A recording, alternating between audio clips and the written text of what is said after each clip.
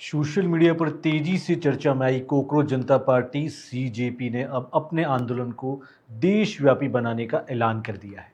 Party के संस्थापक अभिजीत दीपके ने कहा कि यदि 13 जून तक केंद्रीय शिक्षा मंत्री अपना इस्तीफा नहीं देते हैं तो वे खुद देश के अलग अलग राज्यों और शहरों में जाकर प्रदर्शन करेंगे।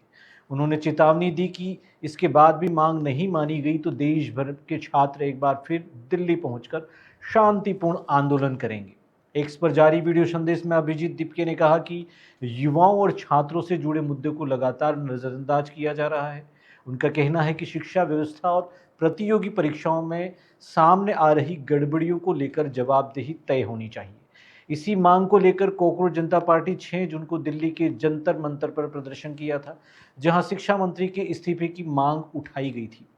अमेरिका से भारत लौटे अभिजीत दीपके रविवार को महाराष्ट्र के छत्रपति संभाजीनगर स्थित अपने घर पहुंचे, जहां उन्होंने प्रेस कॉन्फ्रेंस कर कहा, पिछले एक दशक से देश की राजनीति हिंदू मुस्लिम जैसे मुद्दों के इर्द गिर्द घूमती रही है, जबकि युवाओं को रोजगार, शिक्षा और भविष्य से जुड़े सवालों के जवाब चाहिए।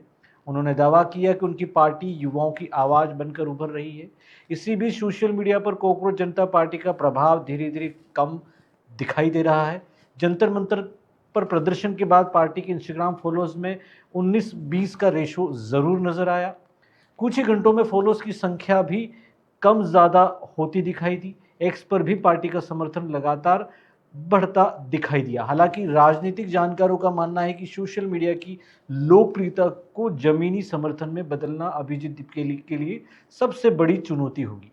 पार्टी के पास अभी मजबूत संगठनात्मक ढांचा और राजनीतिक अनुभव नहीं है। इसके अलावा आंदोलन का स्पष्ट और एकमात्र एजेंडा तय करना भी जरूरी माना जा रहा है, क्योंकि फिलहाल पार्टी के मंच पर शिक्षा से लेकर बेरोजगारी, भ्रष्टाचार और अन्य कई मुद्दे उठाए जा रहे हैं।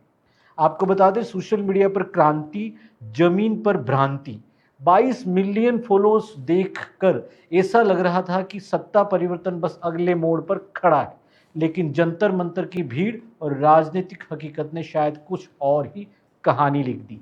आइए देखते हैं आलोचकों के अनुसार सीजेपी से आखिर कहां कहां चूक हुई है। मजाक मजाक में पार्टी का निर्माण हुआ, फॉलोअर्स भी बढ़ गए, लेकिन जितने फॉलोअर्स बढ़े उसके अनुसार जिम्मेदारी लगभग शून्य नजर आई। फॉलोअर्स 22 मिलियन हुए, लेकिन भारत आने के बाद कैसे प्रोटेस्ट करना है और उसे कैसे मैनेज करना है, उसका कोई ठोस मैनेजमेंट दिखाई नहीं दिया। वीडियो के माध्यम से इस्तीफे मांगे गए, लेकिन बिना किसी ठोस आधार के सिर्फ वीडियो पर बयान देने से इस्तीफा कैसे मंजूर हो सकता है। आप विदेश में रहकर भारत का माहौल बदलने निकले थे। क्या यह संभव था कि केवल वीडियो और बयानों के आधार पर पूरा भारत आपकी बातों में आ जाता है? जब आपके पास लाखों लोगों का समर्थन था, तो फिर योजनाबद्ध तरीके से काम क्यों नहीं किया? मजबूत प्लानिंग की कमी साफ साफ दिखाई दी। आपने जंतर मंतर पर प्रोटेस्ट किया, लेकिन आपके पास बोलने के लिए मंच तक उपलब्ध नहीं था।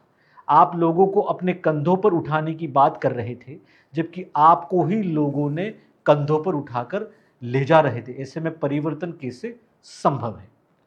आप विदेश में रहकर हर बार वीडियो कॉल के माध्यम से बयान बदलते रहे। आलोचकों का कहना है कि जिस तरह कुछ घंटों में कपड़े बदलते नजर आए, उसी तरह बयान भी बदलाव दिखाई दिया।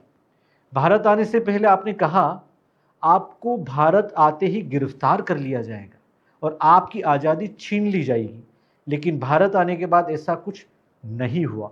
ऐसे में सवाल उठता है कि आप 22 मिलियन फॉलोअर्स को अनावश्यक रूप से डर का संदेश दिया गया। आपके मन से उसी अंदाज और टोन में नारे लगाए गए जिनकी तुलना आलोचक जेएनयू में लगे विवादित नारों से कर रहे हैं। इससे आंदोलन की दिशा को लेकर नए सवाल खड़े कर दिए हैं। आपने इस्तीफा मांगा, लेकिन यह बात तो विपक्ष भी वर्षों से करता आया है। हिंदू मुस्लिम राजनीति से रोजगार नहीं मिलता। ऐसे में आपने नया संदेश या नया समाधान क्या निकाला?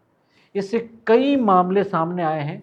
अंत में अभिषेक की तबीयत बिगड़ गई और उन्होंने वहां से बाहर ले जाना पड़ा।